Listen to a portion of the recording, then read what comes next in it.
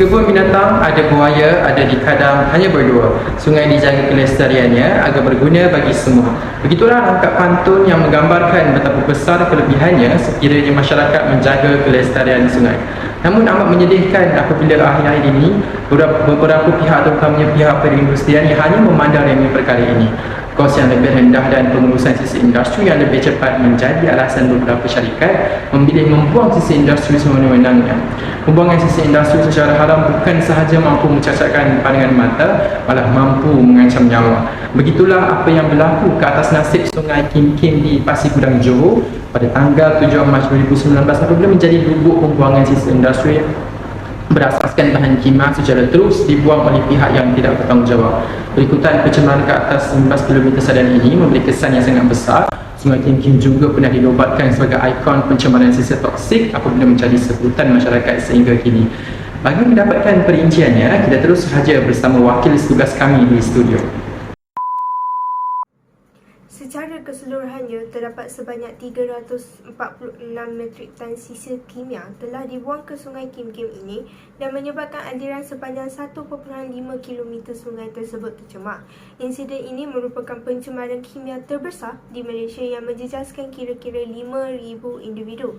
Kebanyakan individu yang terkesan adalah daripada golongan kanak-kanak telah dikejarkan ke hospital bagi mendapatkan rawatan segera setelah mengalami kesesakan nafas, mual dan muntah akibat terdedah kepada bau sisa kimia yang berbahaya ini. Sungai Kim Kim ini merupakan nadi kehidupan bagi masyarakat di sekitarnya. Ianya memberi kesan buruk kepada habitat laut dan menjejaskan penduduk yang menggunakan air sumber daripada sungai tersebut. Selain itu, ia juga telah menyebabkan beberapa sekolah di kawasan sekitarnya terpaksa ditutup pada pertengahan bulan Mac. Malahan, terdapat pelajar disahkan menghidapi mayokimia di mana ianya merupakan sejenis penyakit yang menyebabkan beberapa anggota badan menggeletar serta perlu menjalani rawatan psikologi susulan. Namun begitu, setiap konflik yang muncul pasti ada faktor berlakunya konflik tersebut. Faktor ini akan disuarakan oleh wartawan Syazlin Suhana. Terima kasih rakan setugas Cik Lily Atika. Seperti yang kita semua tahu, sudah semestinya terdapat punca yang menyebabkan konflik yang dinantikan timbul. Konflik ini terjadi disebabkan oleh pembuangan sisa-sisa kimia ke sungai. Melalui penyiasatan, sebuah lori tangki telah membuang sisa kimia ke Sungai Kim Kim. Bahan kimia yang dilepaskan secara haram itu adalah minyak marin yang mengeluarkan gas metana yang mudah terbakar dan asap benzena. Menurut kajian, terdapat 8 jenis bahan kimia yang telah mencemari Sungai Kim Kim iaitu akrolin, akrylonitril, dilimonena, hidrogen klorida, toluena, benzina, zelina dan metana. Gelombang kedua mula tercetus apabila tindak balas bahan kimia dengan air sungai berlaku. Ini menyebabkan pencemaran air dan pencemaran udara berlaku sekaligus di mana sungai mula bertukar kepada warna hitam dan berminyak diikuti dengan bau busuk sewaktu mendekati sungai tersebut. Pengurusan kerajaan yang lemah dan mengecewakan semua rakyat juga menyebabkan terjadinya konflik ini. Hal ini kerana kerajaan enggan mengeluarkan perintah darurat sejak hari pertama konflik ini timbul dengan mendakwa kes ini boleh ditangani. Pembangunan perindustrian dan kilang yang banyak juga menyebabkan penguatkuasaan undang-undang sukar dilaksanakan secara berkesan. Itu sahaja dari saya. Kita kembali kepada pembaca berita di studio. Ketika ini berlaku, sudah tentu kita ingin dengar kupasan mengenai isu etika, kesihatan dan keselamatan masyarakat daripada pihak yang bertanggungjawab. Oleh itu, kita berjaya dapat Cik Amira Adila sebagai jurutera daripada Jabatan Alam Sekitar untuk memberi komen tentang hal ini. Baiklah, terima kasih Studio Pentas. Seperti yang kita tahu, berkenaan isu etika, apabila pencemaran berlaku, pastinya sebuah company ataupun seorang jurutera itu telah melanggar etika kerjanya kerana sikap pentingkan diri, ingin menjimatkan kos, menjimatkan masa, menjimatkan wang. Jadi mereka menganggap pelepasan sisa-sisa industri ke sungai itu adalah satu benda yang remeh. Dari isu kesihatan pula, mangsa yang terdiri daripada pelajar dan warga sekolah berhampiran mengalami masalah sistem pernafasan seperti kesukaran untuk bernafas. Dari aspek keselamatan pula, penduduk yang terjejas sudah pasti mengalami trauma yang panjang dan bimbang akan keselamatan mereka sekeluarga. Menurut para pengkaji, bahan kimia yang terkandung dalam Sungai Kim Kim dipercayai akan memberikan kesan jangka masa panjang kepada ekosistem dan hidupan akuatik jika proses pembersihan lewat dijalankan.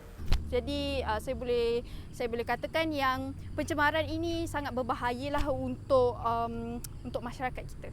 Itu saja. Baiklah, seperti kita ketahui, setiap isu pasti ada solusi dan pengajarannya. Mari kita lihat apa pendapat Setiausaha Majlis Keselamatan Negara berkaitan perkara ini.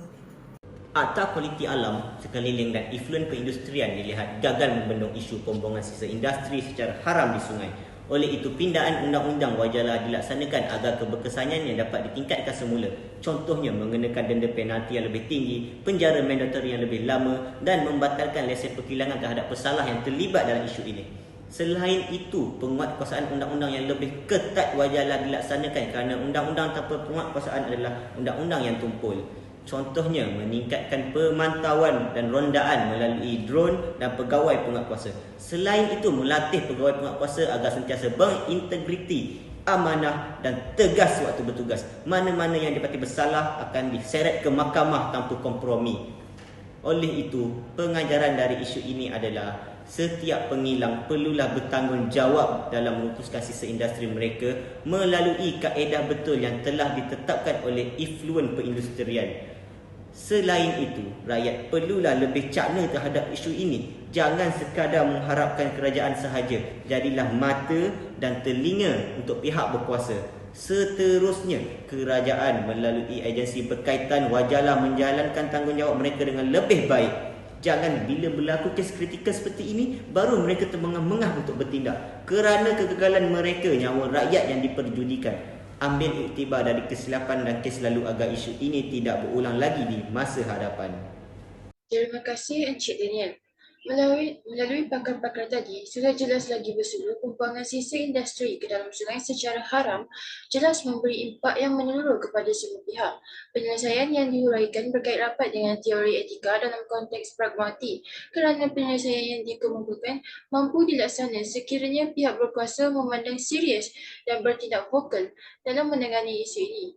Tambahan lagi, rakyat juga patut berganding bahu seiring merealisasikan impian dan hasrat ini bagi menjamin kelestarian alam yang berkualiti dan sejahtera. Sekian daripada laporan kami. Salam hormat dan Assalamualaikum.